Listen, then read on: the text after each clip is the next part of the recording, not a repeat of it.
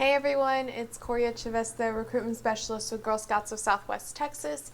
Once again, welcoming you to another episode of our Girl Scout Virtual Book Club. Today we are going to be starting a new series. This is going to be a shorter series than our Harry Potter series, but we will take up a couple episodes. This series is going to be going over James and the Giant Peach. This book is an older book. I believe it was first published in 1961. And it was actually made into a movie in 1996, I believe.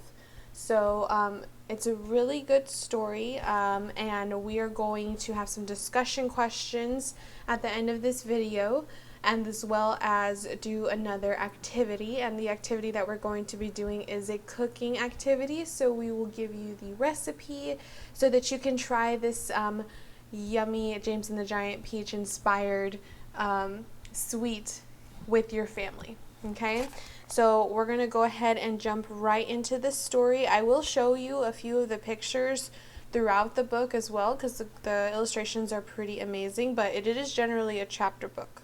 Okay, so here we go. This is James and the Giant Peach, Chapter 1. Here is James Henry Trotter when he was about 4 years old. Up until this time, he had had a happy life, living peacefully with his mother and father in a beautiful house beside the sea. There were always plenty of other children for him to play with, and there was a sandy beach for him to run about on and the ocean to paddle in. It was a perfect life for a small boy. Then one day, James's mother and father went to London to do some shopping, and there was a terrible thing happened. Both of them suddenly got eaten up, in full daylight, mind you, on a crowded street, by an enormous angry rhinoceros which escaped from the London Zoo. Now this, as you can well imagine, was a rather nasty experience for two such gentle parents, but in the long run it was far nastier for James than it was for them. Their troubles were all over in a jiffy, and they were dead and gone in 35 seconds flat.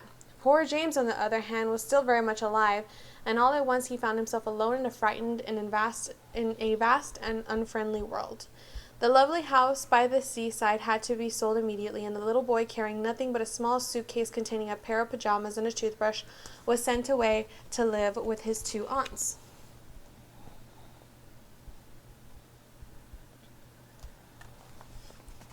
Their names were Aunt Sponge and Aunt Spiker, and I am sorry to say that they were both really horrible people. They were selfish and lazy and cruel, and right from the beginning they started beating poor James for almost no reason at all.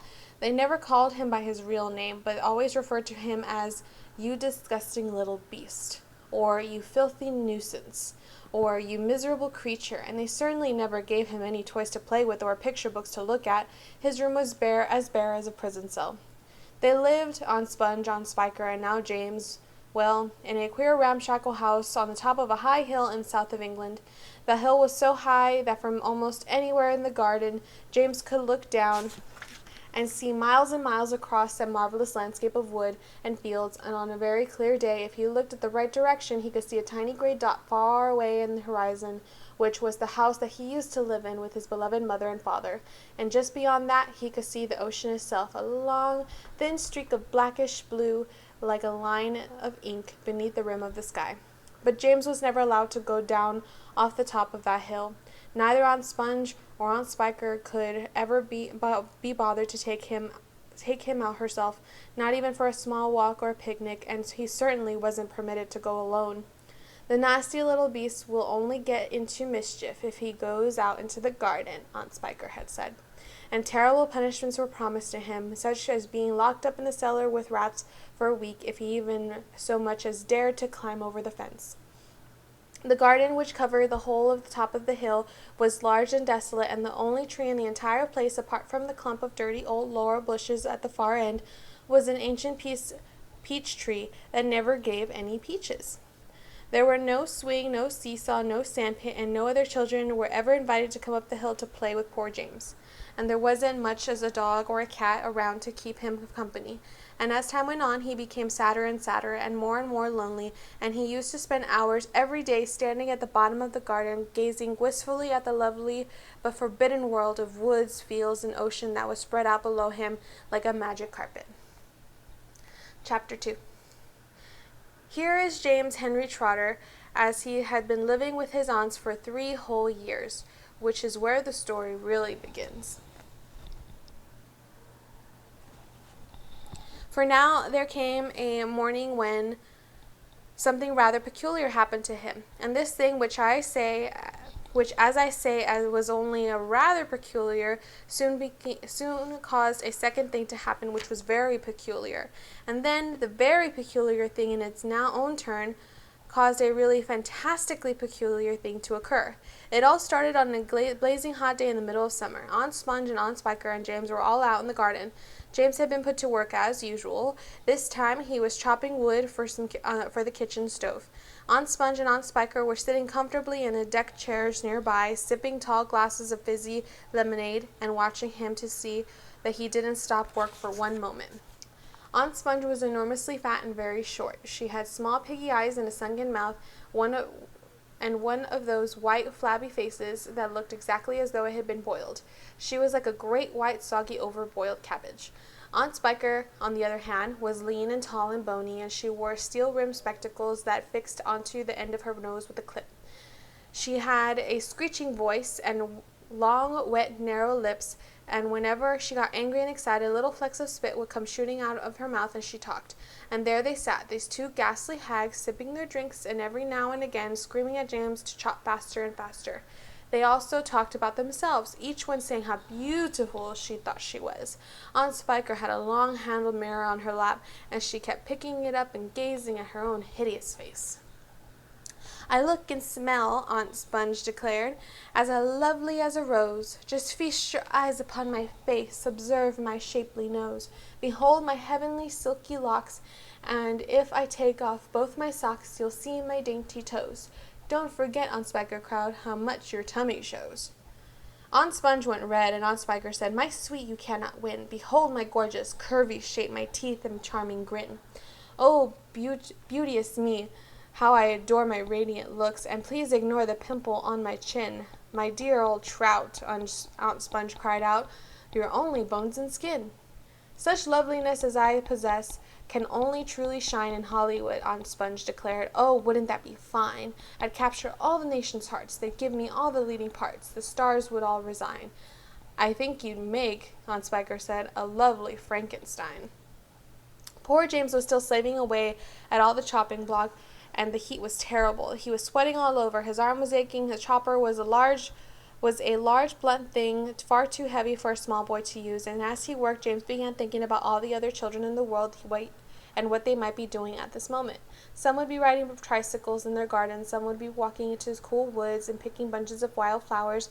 And all the little friends whom he used to know would be down by the seaside playing in the wet sand, splashing around in the water. Great tears began oozing out of James's eyes and rolling down his cheeks, and he stopped working and leaned against the chopping block, overwhelmed by his own unhappiness. What's the matter with you? Aunt Spiker screeched, glaring at him over the top of his steel spectacles. James began to cry. Stop that immediately and get on with your work, you nasty little beast, Aunt Sponge ordered. Oh, Aunt Sponge, James cried out, and Aunt Spiker, couldn't we all please just for once go down to the seaside on the bus? It isn't very far, and I feel so hot and awful and lonely. Why, you lazy, good-for-nothing brute, Aunt Spiker shouted. Beat him, cried Aunt Sponge.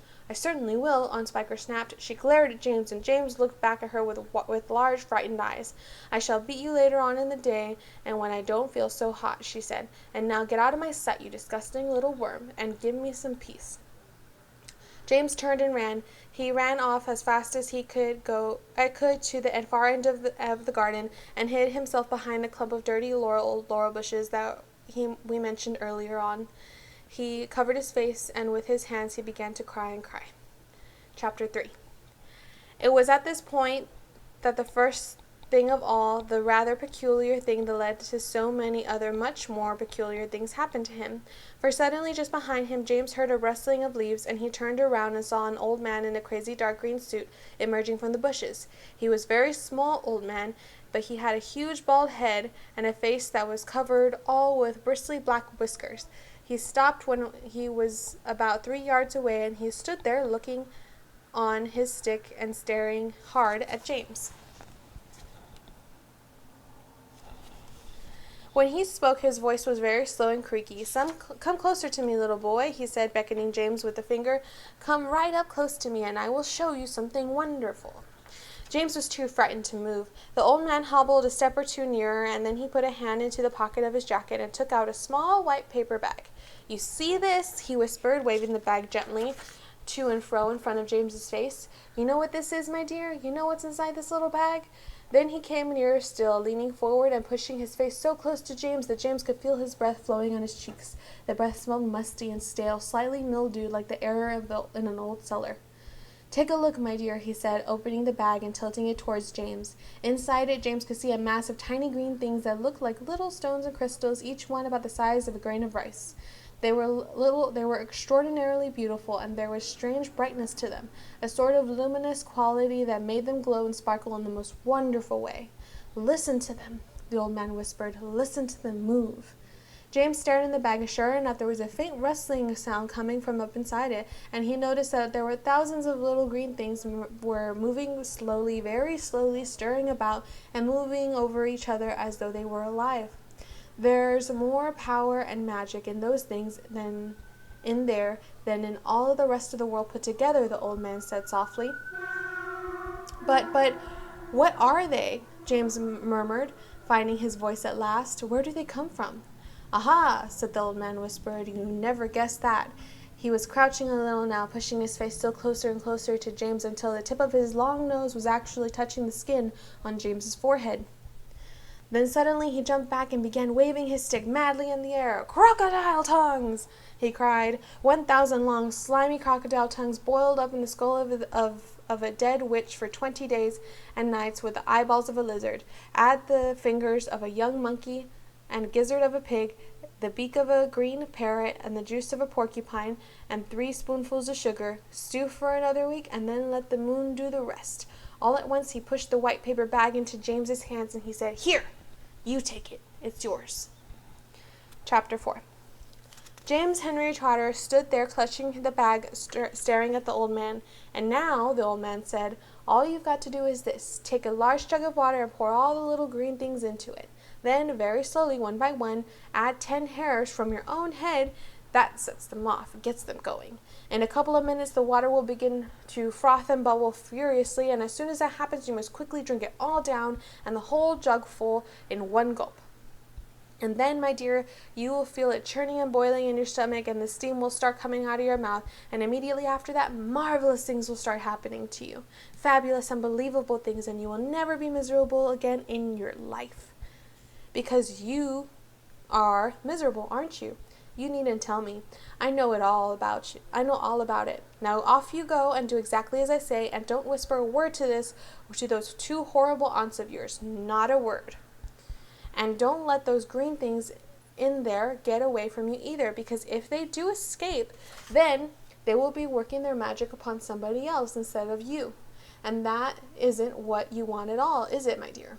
Whoever they meet first, be it a bug, insect, animal, or tree, that will be the one who gets the full power of their magic. So hold up the bag tight. Don't tear the paper. Off you go. Hurry up. Don't wait. Now's the time. Hurry. With that, the old man turned away and disappeared into the bushes. Chapter 5. The next moment, James was running back towards the house as fast as he could go. He would do it all the way to the kitchen, he told himself. If only he could get in there without Aunt Sponge and Aunt Spiker seeing him. He was terribly excited. He flew through the long grass and the stinging nettles, not caring whether he got stung or not on his bare knees, and the distance he could see Aunt Sponge and Aunt Spiker sitting in their chairs with their backs toward him. He swerved away from them as to go around to the other side of the house, but then suddenly, just as he was passing underneath the old peach tree that stood in the middle of the garden, his foot slipped and he fell flat on his face in the grass. The paper bag burst open and hit the ground when thousands of tiny green things were scattered in all directions. James immediately picked himself up onto his hands and knees and started researching around for his precious treasures. But what was this? They were all sinking into the soil. He could actually see them wriggling and twisting as they burrowed their way downward into the hard earth, and at once he reached out a hand to pick some of them up before it was too late, but they had disappeared right under his fingers. He went after some others, and then the same thing happened. He began scrambling around frantically in an effort to try and catch hold of those that were left, but they were too quick for him. Each time the tips of his fingers were about to touch them, they vanished into the earth, and soon, in the space of only a few seconds, every single one of them had gone. James felt like crying. He would never get them back now. They were lost, lost, lost forever. But where had they gone to? And why in the world had they been so eager to push down into the earth like that? What were they after? There was nothing down there, nothing except for roots of an old peach tree and a whole lot of earthworms and centipedes and insects living in the soil. But what was it that the old man had said? Whoever they meet first, be it a bug, insect, animal, or tree, that will be the one who gets the full power of their magic. Good heavens, thought James. What is going to happen in that case if they do meet an earthworm or centipede or a spider? And what if they do go into the roots of the peach tree? Get up at once, you lazy little beast, a voice suddenly was shouting in James's ear. James glanced up and saw Aunt Spiker standing over him, grim and tall and bony, glaring at him through her steel-rimmed spectacles. Get back over there immediately and finish chopping up those logs, she ordered. Aunt Sponge, fat and pulpy as a jellyfish, came waddling up behind her sister to see what was going on. Why don't we just lower the boy down into the well in a bucket and leave him there for the night, she suggested.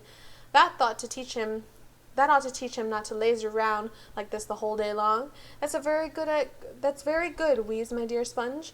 But let's make him finish chopping up the wood first. Be off with you at once, you hideous brat, and do some work. Slowly, sadly, poorly, James got off the ground and went back to the woodpile. Oh, if only he hadn't slipped and fallen and dropped the precious bag. All hope of a happier life had gone completely now. Today and tomorrow and the next and all the other days as well as would be nothing but punishment and pain, unhappiness and despair. He picked up the chopper and was just about to start chopping away again when he had heard a shout behind him that made him stop and turn. Sponge, Sponge, come here, quick, and look at this. At what? It's a peach, Aunt Spiker was shouting. A what? A peach! Right up there on the highest branch. Can't you see it? I think there must have been a mistake, my dear Spiker. That miserable tree has never had any peaches on it. There's one on there now, Sponge. Look for yourself. You're teasing me, Spiker. You're making my mouth water on purpose, and there's nothing to be put into it. Why, that tree has never had a blossom on it. Let me alone, Peach. Let alone a peach. Right up on the highest branch, you say? I can't see a thing. Very funny. Ha ha. Good gracious me. I'll be blowed. There really is a peach up there. A nice big one, too, Aunt Spiker said. A beauty, Aunt Sponge cried out. At this point, James slowly put down his chopper and turned and looked across at the two women who were standing underneath the peach tree. Something is about to happen, he told himself. Something peculiar is about to happen at any moment. He hadn't had the faintest idea what it might be, but he could feel it in his bones that something was going to happen soon. He could feel it in the air around him and the sudden stillness that had fallen upon the garden. James tiptoed a little closer to the tree. The aunts were not talking now. They were just standing there, staring at the peach. There was not a sound anywhere, not even a breath of wind, and overhead the sun blazed down upon them out of the deep blue sky. It looks ripe to me, Aunt Spiker said, breaking the silence. Then why don't we eat it? Aunt Sponge suggested, licking her thick lips. We can have half each. Hey, you, James, come over here at once and climb this tree. James came running over. I want you to pick that peach up there on the highest branch, Aunt Sponge went on. Can you see it? Yes, Auntie Sponge, I can see it. And don't you dare eat any for yourself, Aunt. Your Aunt Spiker and I are going to have it between us right here and now, half each. Get on with you. Up you go. James crossed over to the tree trunk. Stop, Aunt Spiker said quickly. Hold everything. She was staring up at the branches with her mouth wide open and her eyes bulging as though she had seen a ghost. Look, she said. Look, Sponge, look. What's the matter with you? Aunt Sponge demanded. It's growing, Aunt Spiker cried. It's getting bigger and bigger. What is? The peach, of course. You're joking. Well, look for yourself. But my dear Spiker, that's perfectly ridiculous. That's impossible. That's... Now, wait just a minute. No. That can't be right. No. Yes. Great Scott. The thing really is growing. It's nearly twice as big already, Aunt Spiker shouted. It can't be true. It is true. It is. Must be a miracle. Watch it. Watch it. I am watching it. Great heavens alive, Aunt Spiker yelled. I can actually see the thing bulging and swelling before my very eyes. Chapter 7. The two women and the small boy stood absolutely still on the grass underneath the tree, gazing up at this extraordinary fruit. James's little face was glowing with excitement. His eyes were big and bright as two stars. He could see the peach swelling larger and larger, as clearly as if it were a balloon being blown up. In half a minute, it was the size of a melon. In another half minute, it was twice as big again.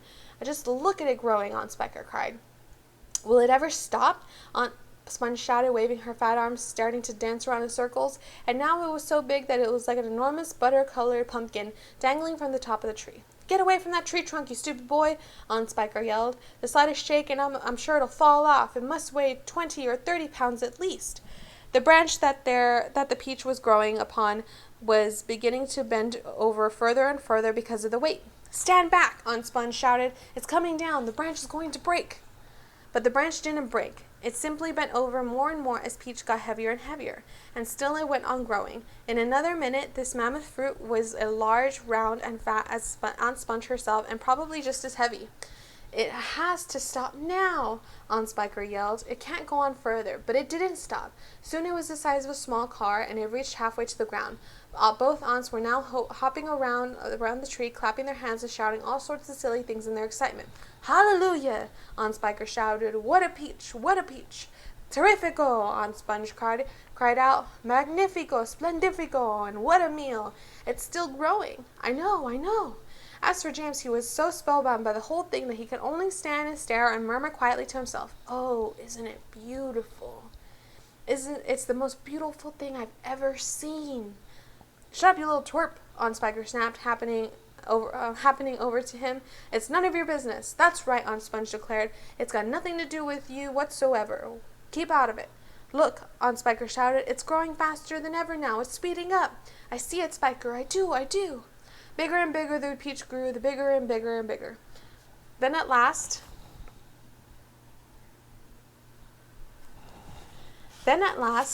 when it had become nearly as tall as the tree that it was growing on, as tall and wide as, in fact, as a small house, the bottom part of it gently touched the ground, and there it rested.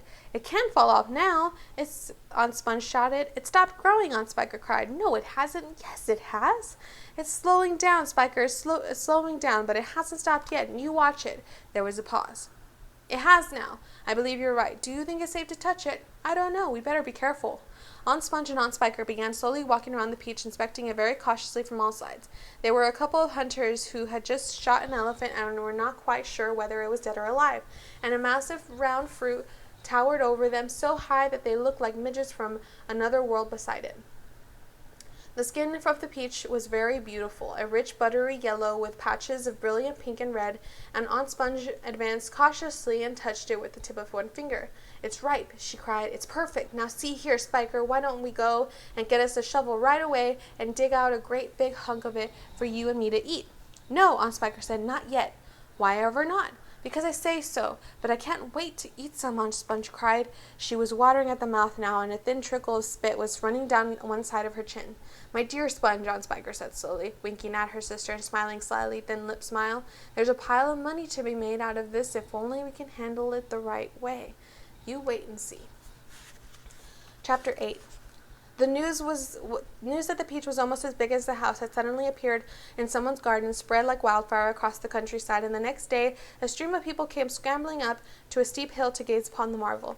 Quickly Aunt Sponge and Aunt Spiker called in carpenters and had them build a strong fence around the peach to save it from the crowd, and at the same time these two crafty women stationed themselves at the front gate with a large bunch of tickets and started charging everyone for coming in. Roll up, Aunt Spiker yelled. Only 1 shilling to see the giant peach. Half price for children under 6 weeks old, Aunt Sponge shouted. One at a time, please. Don't push. You're all going to get in. Hey, you, come back here. You haven't paid. By lunchtime, the whole place was a seething mass of men, women, and children, all pushing, shoving to get a glimpse of this miraculous fruit. Helicopters were landing like wasps all over the hill, and out of them poured swarms of newspaper reporters, cameramen, and men from television companies. "It'll cost you double to bring your camera in," Aunt Spiker shouted. All right, they answered. "We don't care," and the money came rolling into the pockets of the two greedy ants. But while all of this excitement was going on outside, poor James was forced to stay locked in his bedroom, peeping through the bars of his window at the crowds below. "The disgusting little brute will only get in everyone's way if we let him wander about," Aunt Spiker had said earlier that morning. "Oh, please," he had begged. "I haven't met any other children for years and years, and there's going to be lots of them down there for me to play with, and perhaps I could help you with the tickets." "Cut it out," Aunt Sponge snapped. "Your Aunt Spiker and I are about to become millionaires, and the last thing we want is the likes of you messing things up and getting in the way." Later, when the evening of the first day came and the people had all gone home, the aunts unlocked James's door and ordered them to go outside and pick up the banana skins and orange peel and bits of paper that the crowd had left behind. "Could I please have something to eat first?" he asked. "I haven't had anything all day." "No!" they shouted, kicking him out the door. "We're too busy to make food. We're counting our money." "But it's dark," cried James. "Get out," they yelled, "and stay out until you've cleaned up all the mess." The door slammed, the key turned and locked. Chapter 9. Hungry and trembling, James stood alone out in the open, wondering what to do. The night was all around him now, and high overhead a wild white moon was riding in the sky. There was not a sound, not a movement anywhere. Most people, and especially small children, were often quite scared of being out of the doors alone in the moonlight. Everything was so deadly quiet, and the shadows were long and black, and they kept turning into strange shapes that seemed to be moving as you look at them. The slightest little snap of a twig makes you jump. James felt exactly like that now. He stared straight ahead with large frightened eyes, hardly daring to breathe. Not far away in the middle of the garden he could see the giant peach towering over everything else. Surely it was even bigger than the night before, and what a dazzling sight it was! The moonlight was shining and glinting over the great curving sides, turning them into crystal and silver. It looked like a tremendous silver ball lying there in grass, silent, mysterious, and wonderful. And then all at once, little shivers of excitement started running over the skin on James's back. "Something else," he told himself. "Something stranger than ever this time is about to happen to me again. Soon." He was sure of it. He could feel it coming. He looked around him, wondering what on earth it was going to be. The garden lay soft and silver in moonlight. The grass was wet in the dew, and a million dewdrops were sparkling, twinkling like diamonds around his feet. And now suddenly the whole garden seemed to be alive with magic. Almost without knowing what he was doing, as though drawn by some powerful magnet, Henry James Trotter started walking slowly toward the giant peach. He climbed over the fence and surrounded it, and stood directly beneath it, staring up at its great bulging sides. He put out a hand and touched it gently with the tip of one finger. He felt soft and warm and slightly furry, like the skin of a baby moose. And he moved a step closer, rubbed his cheek slightly against the soft skin, and then suddenly, while he was doing this, he happened to notice that right beside and below him, close to the ground, there was a hole on the inside of the peach. Chapter 10. It was quite a large hole, the sort of thing an animal about the size of a fox might have made. James knelt down in front of it and poked his head and the shoulders inside. He crawled in. He kept on crawling. "This isn't just a hole," he thought excitedly. "It's a tunnel." The tunnel was damp and murky, and all around him there was curious bittersweet smell of fresh peach. The floor was soggy under his knees, and the walls were wet and sticky, and the peach juice was dripping from the ceiling. James opened his mouth and caught some of it in his tongue, and it tasted delicious. He was crawling uphill now, as though the tunnel were leading straight toward the very center of the gigantic fruit. Every few seconds he paused and took a bite out of the wall. The peach flesh was sweet and juicy and marvelously refreshing. He crawled on for several more yards, and then suddenly, bang! The top of his head bumped into something extremely hard, blocking his way. He glanced up, and in front of him there was a solid wall that seemed at first as though it were made of wood. He touched it with his fingers. It certainly felt like wood, except that it was very jagged and full of deep grooves. "Good heavens," he said. "I know what this is. I've come to the stone in the middle of the peach." Then he noticed that there was a small door cut into the face of the peach stone. He gave a push. It swung open. He crawled through it, and before he had time to glance up and see where he was, he heard a voice saying, "Look, who's there?" Another one said, "We've been waiting for you." James stopped and stared at the speakers, his face white with horror. He started to stand up, but his knees were shaking so much he had to sit down again on the floor. He glanced behind him, thinking that he could bolt back to the tunnel the way he had come, but the doorway had disappeared. There was now only a solid brown wall behind him. So that is chapter 1 through 10 of James and the Giant Peach.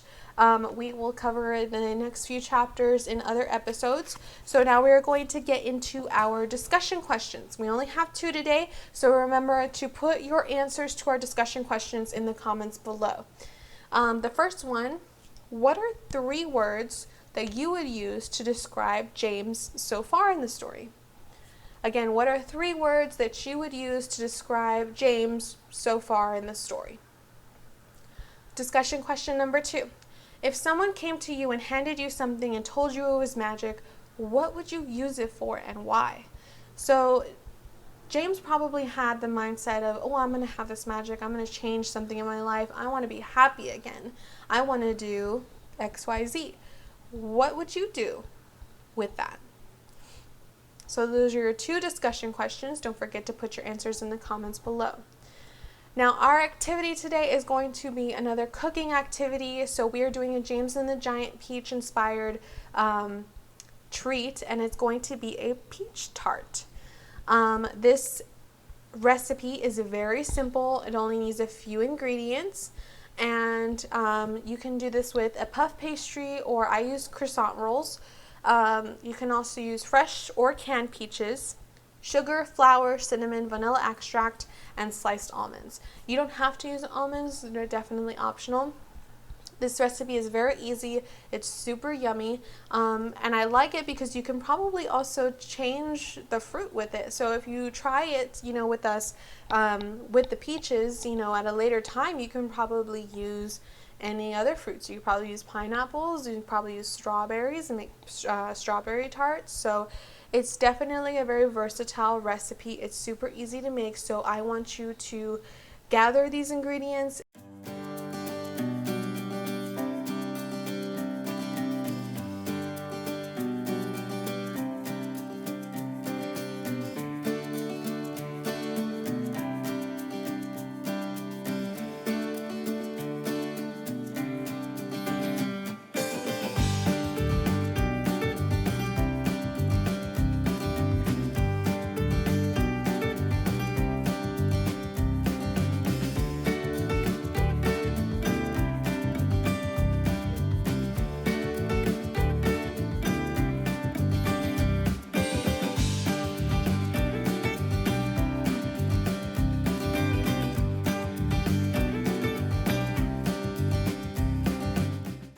Make your peach tarts with your family.